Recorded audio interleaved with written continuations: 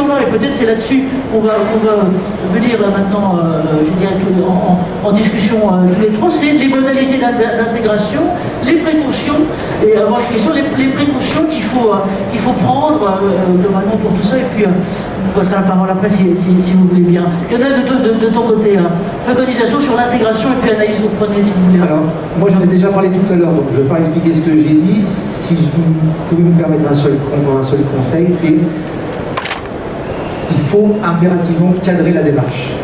Alors, soit vous le faites via les fournisseurs d'exosquelettes qui proposent des démarches et qui sont très intéressantes puisqu'ils tiennent compte bien entendu de tout ce qu'a proposé l'INRS, de tout ce qu'on peut discuter à la FNOR, etc. Donc je trouve que là les démarches sont assez cohérentes. Donc soit vous faites appel à des gens comme ça, soit vous faites appel à des cabinets d'ergonomie qui peuvent effectivement vous faire l'accompagnement. Moi je prône de mettre en place une démarche interne. Alors effectivement, moi la SNCF c'est facile, c'est mon job, c'est une grosse société, petite PME, là c'est plus compliqué. Mais je trouve que de mettre en place une démarche interne, ça permet de rester maître de ce qui se passe et de complètement s'adapter aux spécificités locales et de pouvoir faire évoluer. Parce qu'une fois que le fournisseur est parti, une fois que l'ergonome a fini sa prestation, après vous êtes seul. Donc il faut vraiment que vous ayez vous en interne cette compétence justement pour pouvoir faire perdurer cette démarche et toujours rester vivant par rapport à ce qui se passe. Donc je crois que le conseil c'est vraiment ça. Moi j'ai cadré la démarche au niveau de la SNCF, j'ai écrit un référentiel que je vais remettre à jour bien entendu dans peu de temps. J'ai cadré la démarche et voilà, rien ne se fait tant que je ne suis pas au courant et c'est moi qui donne le début du machin, c'est moi qui valide, etc. Mais parce que c'est un gage de, en fait on ne teste pas tout et n'importe quoi pour le plaisir de tester les trucs qui sont à la mode. On doit tester que ce qu'on a besoin de tester par rapport à l'identification des besoins. Donc cadrer votre démarche, très important et qu'elle doit être pluridisciplinaire. Merci à vous, Thomas. Et puis je rejoins Lionel, il faut que la démarche soit en interne. Déjà, le préambule de base, c'est y croire. C'est-à-dire que c'est croire en l'humain et justement faire en sorte qu'on peut optimiser et améliorer ses conditions de travail.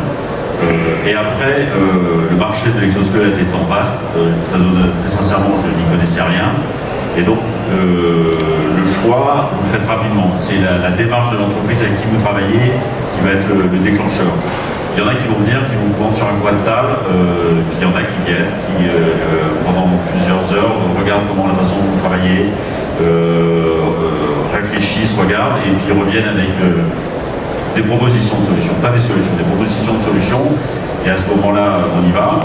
Et puis, moi je reconnais que chez Bull, j'ai eu l'appui d'un directeur des opérations qui a une grande connaissance de son métier et l'humain, et qui tout de suite, quand je lui ai dit, mais vas-y, c'est l'avenir, il faut y aller. Teste, reteste, si tu te plantes c'est pas grave, on prendra autre chose, mais il faut y aller. Donc ça c'est très important, une fois que vous avez cet appui, vous avez parfois vous heurtez à des réflexions quand on m'a dit retour sur investissement combien, on parle de l'humain, donc on parle pas il n'y a pas de prix. Donc oui, ce sont des produits chers, mais je pense que d'ici quelques années avec le développement, ça devient abordable, voilà. Mais encore une fois, la démarche est en interne. Et puis il faut un pilote et un chef de projet. C'est vrai que c'est un investissement, mais voilà, donc comment l'entrer. Une question aussi pour vous, Anaïs, parce que là on a, si je peux me permettre, on a deux grands groupes, hein, et donc on a l'ampleur qui permet d'avoir une spécialisation, un guidage, un pilotage là-dessus. Je dirais, Anaïs, encore une fois, deux types de questions. Global, vous, quels sont vos conseils, vos préconisations? Et puis quand vous bossez avec, j'allais dire, des structures plus petites et notamment des PME, comment vous faites? Effectivement, il y a la phase amont où on doit identifier la problématique, quel est le besoin. Ça se fait sur une équipe projet où on intègre et on implique l'ensemble des parties prenantes, les utilisateurs ou les futurs utilisateurs, les opérateurs, la direction, les ergonomes, les médecins du travail. Pour les petites entreprises où il n'y a pas forcément les moyens de faire toute cette analyse en interne, il faut effectivement s'appuyer, demander aux opérateurs quelles sont les problématiques qu'ils rencontrent. Ils vont savoir, eux, vous dire là où ils ont des problématiques, là où ils ont des douleurs, là où ils ont de la fatigue, et on va partir de leurs besoins pour identifier quelle peut être la solution, quelles peuvent être les solutions qui pourraient s'adapter et répondre aux problèmes. Vous contactez ensuite l'ensemble de ces entreprises qui proposent ces solutions Et là, on va tester, utiliser dans votre environnement de travail par les opérateurs la solution. Le but, ça va être de leur faire dire si cette solution qu'ils sont en train de tester peut répondre à la problématique. Et ensuite, vous allez choisir, faire un bilan et choisir la solution que vous allez vouloir intégrer. Et une fois que vous l'avez intégrée, il faut aussi s'appuyer sur les fabricants de la solution que vous aurez choisie pour suivre l'intégration. Si c'est un exosquelette, effectivement, il ne faut pas juste laisser l'exosquelette aux opérateurs en disant tu m'as dit que tu avais mal au genou, on va mettre cette solution en place, on a acheté cette solution et maintenant advienne que pourra, logiquement, on n'a plus besoin de se plaindre. Non, non, c'est on a identifié une problématique de genou, on va identifier quelles sont toutes les solutions possibles, on fait venir tous les fabricants, on teste l'ensemble des solutions, on fait un bilan. Ensuite, on fait un choix définitif et on se fait accompagner sur l'intégration pour que ce soit utilisé dans le temps et qu'on n'ait justement pas ces fameux exosquelettes qui finissent au fond d'un placard en train de prendre la poussière. Merci Alice. Une question aussi pour tous les deux. Je vais dire peut-être Thibaut, peut-être plus, Thomas, pardon, peut-être plus pour vous. Vous êtes en même temps donc, président du pôle d'intelligence logistique régionale. Donc vous avez, j'imagine, avec dans vos ouailles et dans vos membres aussi bien des grandes structures comme vous que des petites. Comment est-ce que vous jouez ce qu'on appelle une époque au niveau européen un rôle d'ombrelle, c'est-à-dire un rôle, et je te poserai la même question, Lionel, un rôle d'aide pour l'inculturation de ce type de technologie pour les plus petits? Alors, dans notre métier, moi j'ai coutume de dire on fait l'éponge, c'est-à-dire que nous, ce qu'on adore, c'est d'aller visiter chez les autres, de voir ce qu'ils font, de pomper ce qui est bien, d'améliorer, d'optimiser. Et donc, sur certains sujets comme les exosquelettes, je suis un peu pionnier et donc ils regardent les retours, ils sont très intéressés par les retours. Ça a été pareil sur le convoyeur, sur les tracteurs de cours électriques. Donc, tout ça, pour dire un mot sur le pôle, en fait le pôle, c'est une association qui regroupe l'ensemble des acteurs de métiers de la logistique sur la région Auvergne-Rhône-Alpes. Ça peut être un fournisseur d'exosquelettes, de toute façon pour les agences intérim, des prestataires et autres chargeurs. Et donc voilà, on est un laboratoire, mais pratico-pratique. C'est-à-dire que c'est l'échange de bonnes pratiques sur tous les sujets, dont celui-là. Et donc je suis scruté à la loupe pour savoir le retour que j'ai en avoir. Merci, je crois que ça c'est tout à fait important, c'est ce que vous disiez tous, c'est de ne pas rester seul globalement dans ce type d'approche. Et je voudrais dire que, comme vous dites, soyons pratiques, toute bonne source d'information et bonne source d'exemple est bonne à prendre. Il y a globalement ce type d'exemple. Vous avez les prestataires qui sont aussi des concepteurs et des développeurs. Il y a les grands exemples, on va venir tout à l'heure, il y a aussi ceux qui sont des capteurs, donc qui viennent, qui permettent de mesurer. Et Lionel, le conseil pour toi? Je crois qu'en fait, il faut diffuser la bonne parole. Alors, vous savez que moi, je participe beaucoup au GX Forum que tu mets en œuvre, Anne-Marie, mais je suis souvent sollicité par des cabinets consultants ou des entreprises qui me voient passer dans différents articles, publications, etc. et me demandent mon avis. Et souvent, ce qui est intéressant, c'est qu'on a encore maintenant des entreprises qui se disent, voilà, on aimerait bien des exosquelettes, on n'y connaît rien. Donc l'objectif, c'est en 1 heure que je leur fasse un résumé de la démarche de 2015 jusque maintenant, en leur donnant les thématiques, les points de vigilance, etc., la démarche d'intégration, comme nous on l'a mis en place à SNCF, mais pour nos besoins propres. Et en 1 heure, ça leur permet déjà d'ouvrir un petit peu et de se dire, c'est pas juste un truc qu'on prend et qu'on donne. Donc ça, je le fais dans la mesure du possible, parce que j'ai quand même aussi un travail à la SNCF, mais j'aime bien le faire parce que je trouve que ça participe au développement, aux créations des compétences, des connaissances. Tout le travail qu'on fait à l'AFNOR, ça permet de créer des connaissances. On a vraiment beaucoup échangé et on échange encore beaucoup. Au niveau européen, c'est un peu plus compliqué, mais on y arrive quand même. Et je crois que c'est ça. Il faut qu'on fasse partager ça. Et voilà, vous êtes là aujourd'hui, c'est parce que vous aussi chercher de l'information. Et le peu que vous aurez trouvé là aussi aujourd'hui, ça va vous aider dans votre démarche future. Et je crois que c'est ça. Donc nous, on échange beaucoup. Alors moi, j'ai la chance d'être aussi utilisateur, testeur, concepteur, parce que j'ai fait le Shiva Exo, puis là, je suis en train d'en faire un autre. J'ai un peu toutes les casquettes par rapport à ça. Et c'est ça qui est intéressant, c'est que j'essaye de mettre à la place de chacun, et je discute beaucoup avec tous les fabricants, les distributeurs, les autres entreprises. C'est un échange permanent. effectivement, l'objectif, c'est quand même les distributeurs, ils sont là pour vendre, ils sont là pour concevoir des exosquelettes, etc., etc. Mais avant tout, ce qu'il faut garder à l'esprit, c'est que ces solutions, ça permet de redonner la valeur à l'expertise de l'agent parce que physiquement, on l'aide. Ça, c'est important. Donc, il faut qu'on tienne compte de l'agent. Tous les échanges qu'on va faire par rapport à ça, ça va faire avancer l'histoire des exosquelettes. Et ça, c'est très important. Merci de souligner. Et effectivement, c'est notre vocation à nous, au Cercle Entreprise et Santé par exemple. C'est pour ça qu'on a créé CUX Forum, c'est pour partager la parole, partager les expériences et le faire de façon, j'allais dire, ouverte et multiple. Encore une fois, parce qu'une solution et le type de solution qui va marcher bien dans les entrepôts logistiques de but ne sera pas forcément ce qui pourra marcher dans la autre. Et donc c'est tout à fait important de ce côté-là, j'allais dire, de pouvoir rationaliser aussi l'approche. Donc il y a vraiment les deux pieds. Un qui est complètement faire avec les opérateurs, intégrer le facteur humain, regarder à la fois maintenant et demain la variété des opérateurs et des acteurs qu'on a. Et l'autre chose aussi qui est, et c'est la dimension qu'on a évoquée hier, et j'aimerais bien qu'on en dise quelques mots là maintenant, c'est d'utiliser les fameuses technologies des capteurs et finalement de l'Internet des objets industriels connectés pour, sur la durée, à la fois à l'instant T et sur la durée, pouvoir objectiver l'ensemble. Et je dirais que dans nos univers professionnels, on a maintenant deux types de capteurs, des capteurs environnement de travail, et puis les capteurs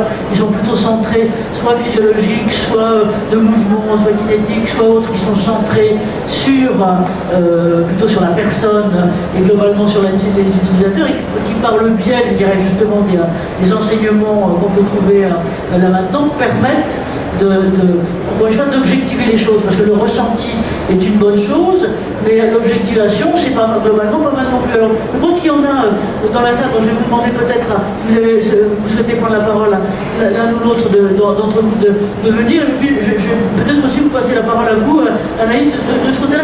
Comment vous travaillez, je dirais, avec ce qui est à la fois vos instruments, votre amont et votre aval, qui permet, encore une fois, de rationaliser les choses. En quelques mots, on fait des études scientifiques et médicales sur les exosquelettes. En amont, c'est valider que l'exosquelette il fonctionne, qu'il soit utile et qu'il soit sûr pour la santé et la sécurité des utilisateurs. Donc ça, c'est le travail de tout fabricant de vous garantir ce minimum. Et après, en aval, on va travailler avec, par contre, des sociétés qui sont spécialisées dans les analyses. Avant utilisation d'un exosquelette, on va faire des mesures, on va installer l'exosquelette, faire des mesures après installation de l'exosquelette pour mesurer justement le gain pour l'opérateur, pour sa santé. Donc il y a vraiment ces deux versants qui sont complémentaires et qui sont tous les deux aussi importants l'un que l'autre. C'est vous assurer que ce que vous achetez, ce soit quelque chose qui a été validé. Et ensuite, une fois que vous le mettez en place, de venir mesurer les résultats et l'efficacité. Merci à vous. On en est hier un atelier pour INF, qui d'ailleurs est là, et comme le Cercle Entreprise et Santé a conçu sur justement l'utilisation des capteurs. Et parmi les exemples qui étaient là, justement, on avait, parce que ce que vous disiez à Thomas, qui est une chose importante, c'est que ça représente un vrai investissement, encore une fois, d'envisager d'avoir systématiquement des exosquelettes. Eh bien, un concepteur, un développeur, encore une fois, de ce type de solution, pour rationaliser, j'allais dire, rationaliser les choix à côté des deux côtés, donc à la fois du côté de la performance intrinsèque là-dessus, et de l'autre côté par rapport à la dimension économique. Toi, par exemple, Yannick, comment tu bosses avec ces types de en fait, moi j'ai toujours aimé les capteurs. La mesure est importante en ergonomie, on a démarré par ça il y a très longtemps. Après c'est un peu passé de mode, là ça revient très fort et c'est super bien. Ça permet d'objectiver des choses. Donc moi j'ai jamais eu le droit d'acheter quoi que ce soit parce que c'est toujours les problèmes de budget.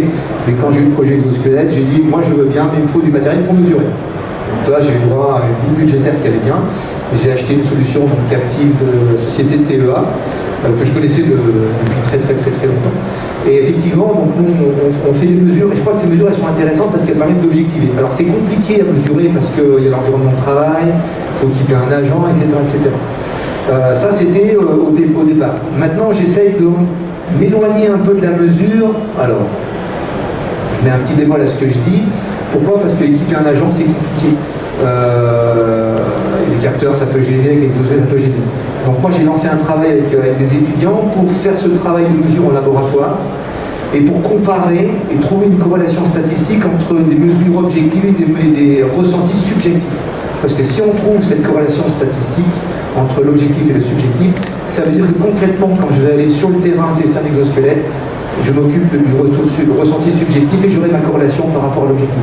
Mais ça, voilà, on a lancé les premiers tests cette année, ça donne des pistes, c'est pas encore validé, donc l'objectif c'est de poursuivre l'année prochaine, mais la mesure est importante. Quand vous dites l'effort il est perçu de 8 sur 10, c'est bien, mais si vous avez des chiffres mesurés, c'est encore mieux. Donc il faut trouver un juste milieu. Voilà. Donc ces mesures, on va dans le bon sens. Il y a de plus en plus de capteurs qui arrivent, de plus en plus d'outils qui arrivent. Il y a des solutions sans capteurs aussi maintenant qui existent. Ça va dans le bon sens. Donc voilà, c'est une démarche qui évolue au fil de l'eau. Merci à vous. Peut-être il nous reste quelques minutes. Question sur vos expériences que vous déjà réalisées ou que vous avez envie de mettre en place. Profitons-en, on a les meilleurs experts et les meilleurs exemples qui sont là. Alors j'ai un micro que je peux tendre, je n'ai pas bavé sur celui-là, donc c'est globalement possible. Qui a la question? Non, pas pour les médias, vous savez que vous avez le village là-bas, robotique, que vous pouvez voir. Alors j'aimerais bien, moi, cette fois-ci, en poser à mes intervenants. Comment vous voyez les choses, je dirais, dans ce qu'est à la fois la culturation et l'utilisation dans 5 ans? Lionel, comment tu vois ça? Ouais, je pense qu'il va y avoir une démocratisation autour de l'exosquelette. Déjà, on va avoir une maturité encore plus importante de la technologie exosquelette, et là, c'est encore relativement large, et on commencera à avoir quand même beaucoup mieux un retour d'expérience sur l'utilisation des exosquelettes. Là, c'est beaucoup mieux qu'il y a 4 ans, dans 5 ans, ça sera encore mieux. Est-ce que ce sera suffisant? Je ne pense pas. Je pense qu'on va arriver, il faut penser au moins une dizaine d'années pour avoir vraiment une grosse démocratisation. En gros, nos enfants, quand ils vont rentrer sur le marché du travail dans une dizaine d'années, les exosquelettes, ils en auront entendu parler, ils en auront vu, ce sera naturel.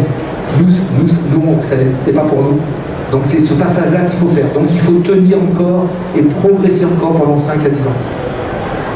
Moi, je voulais juste vous raconter aussi, merci, il y a une anecdote là-dessus. C'est encore une fois, on vit, je dirais mondialement, dans une forme d'inversion par rapport à, en tout cas pour ma génération, ce qu'on a connu à un moment, et où c'était toujours le professionnel qui était en avance sur l'expérience personnelle. Et moi, ce qui me frappe, c'est que, à la fois, peut-être pour certains d'entre vous qui font du ski, ils ont déjà été dans leur boutique et ils ont vu qu'il y avait des types d'exosquelettes qui permettaient aux Parisiens ou aux Lyonnais fatigués, pas très sportifs, d'enchaîner des bosses très vite. Donc effectivement, le fait de voir ces types d'équipements assez sommaires encore maintenant, mais quand même utilisés de cette façon-là. J'avais vu aussi, alors là c'est en Chine, au moment de la grande foire, vous savez, je vois à peu près de la grande foire qu'organisait Alibaba pour ses fournisseurs, c'était un énorme truc gros, et où vous aviez un jeune type, donc un start-upper chinois, qui là avait voulu lancer cette fois-ci sur le marché grand public un type d'exosquelette, c'est-à-dire quasiment bodybuilding. Et donc, alors c'est un peu anecdotique de ce côté-là, mais on voit bien celui que la connaissance, ou en tout cas l'ouverture, c'est vraiment une des questions que peut avoir le grand public de ce côté-là, peut-être une attitude. Thibaut, un écho à ça? Je rejoins Lionel, c'est que nos enfants, pour eux, ça sera presque naturel, mais je dirais, en attendant, une fois que vous avez mis le pied ou la main sur le sujet, il y a une grande attente de la part des utilisateurs et ils sont demandeurs et malheureusement on ne peut pas répondre à leur frustration parce qu'il y a tellement de modèles et chaque poste de travail, je dirais, doit être adapté. Et donc, je dirais presque qu'ils sont frustrés, ils ont découvert, c'est comme si vous leur avez donné un paquet de gâteaux, vous leur dites à la moitié, vous dites bah non, le reste on ne sait pas si ça va être bon pour toi. Et donc, et toute la difficulté, bon, il y en a une grande expérience, j'ai pas la sienne, c'est de trouver le bon fournisseur. Et ça, parce qu'il y a un paquet de charlatans sur le marché quand même, et qui, encore une fois, et la démarche doit être, je dis, sans aucun problème, pourquoi JAP nous a accompagnés, c'est qu'il y a une démarche médicale sur le sujet et que ça ferait mieux réflexion. À la fois chercher et chercher beaucoup, rester ouvert et en même temps tester après. Lionel, là-dessus? Non, je croyais que. Alors, à votre conclusion, votre dernier mot, si on peut dire, Anaïs? On voit effectivement qu'il y a une évolution des mentalités chez les utilisateurs où il y a quelques années, quand on faisait tester des exosquelettes, les personnes avaient encore beaucoup cette image de ça va me rendre plus fort, je vais être Robocop. Ça commence à changer.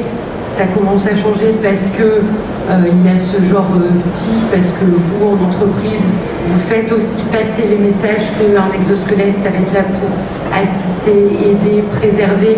Et on voit que les mentalités, elles commencent à changer. Ce que disait Lionel et ce que disait Thomas est effectivement vrai. C'est aujourd'hui, les exosquelettes, c'est encore très ponctuel dans certaines entreprises, pour certains salariés. D'ici 10 ans, les exosquelettes, ça sera totalement rentré dans la norme. Tout le monde utilisera un exosquelette quand il en a besoin pour pallier à une problématique. Et l'avenir de l'exosquelette, il est aussi une fois qu'on aura aidé dans le médical, une fois qu'on aura aidé dans le travail, ça sera aussi d'aider à la maison sur les contraintes qui resteront. Voilà, merci à vous. Ah, une question, venez alors, tenez. Pardon, je ne peux pas descendre, donc il faut que vous veniez. C'est trop pour moi, je ne pourrais pas monter. Je vais pas. Voilà. Merci. Dans 2 secondes, c'est bon, il faut que vous le teniez sur le banc. Alors, juste une question, vous associez la solution au poste de travail, mais 2 opérateurs, 2 salariés sur un même poste n'auront pas forcément les mêmes sensibilités aux problématiques, les mêmes douleurs, la même morphologie. Est-ce qu'il y a vraiment des solutions adaptées pour plusieurs personnes? La réponse, c'est pareil quand vous allez acheter une paire de chaussures. Je pense qu'à un moment donné, pour tous ceux qui font du marathon, ils ne vont pas forcément prendre les mêmes chaussures. Et pourquoi? Parce qu'on n'a pas la même morphologie et les chaussures ne sont pas forcément adaptées. Mais je crois que les exosquelettes, c'est un peu pareil. C'est-à-dire, c'est pour ça que nous, on essaye de valider plusieurs exosquelettes de la même catégorie d'assistance. Et après, c'est plus aussi à l'utilisateur de choisir celui qui lui convient le mieux. Alors parfois c'est parce que il est plus confortable, parce qu'il est plus grand, parce que j'en sais rien, mais ça c'est important. Et ça c'est des éléments qu'il faut prendre en compte dans l'identification des besoins et dans le choix des types de solutions. C'est vrai que si on n'a qu'une solution et qu'elle ne fonctionne pas, on n'a plus rien. Si on a plusieurs solutions, on peut essayer de voir. Mais ce qu'il faut bien tenir compte dans votre remarque, c'est que si on travaille sur un poste de travail, le poste va changer, va évoluer. Et ça, il faut qu'on l'intègre dès le départ. Et si le poste évolue, eh ben, ça veut dire que qu'est-ce qu'on peut aménager d'un point de vue technique, organisationnel et humain, de façon à ce que l'exosquelette ait toute sa place. Et donc, voilà, ça fait partie du boulot de l'intégration. Ça veut dire qu'il faut développer quasiment une solution par salarié. C'est pas ce que j'ai dit. Je pense que les solutions qui existent sur le marché, elles permettent déjà de couvrir déjà pas mal de choses. Après, effectivement, typiquement sur la photo qu'on a vue tout à l'heure sur le remplacement des accoudoirs, il y a des gens qui préfèrent une marque d'un exosquelette et puis il y en a d'autres qui préfèrent une autre marque. Voilà, c'est le confort. Donc ce qui est important, c'est d'avoir un mécanicien, il a dans ses caisses à outils, il a plein d'outils. Il prend l'outil dont il a besoin. S'il y en a un qui préfère une clé de pouce de telle marque et l'autre une clé de pouce de l'autre marque parce qu'elle tient mieux dans sa main, il prendra l'autre. Les exosquelettes, on doit arriver aussi à cette logique. Merci à vous. On est en plus sur la question de la conciliation entre le subjectif et le rationnel là-dedans, et c'est l'utilisateur qui prime. Thomas, vous voulez dire quelque chose là-dessus? Non, j'aime bien l'image de la paire de chaussures, parce que c'est exactement ça en fait. C'est trouver les chaussures à son pied. Écoutez, merci à vous tous, et surtout je vous propose d'applaudir nos intervenants, parce que merci.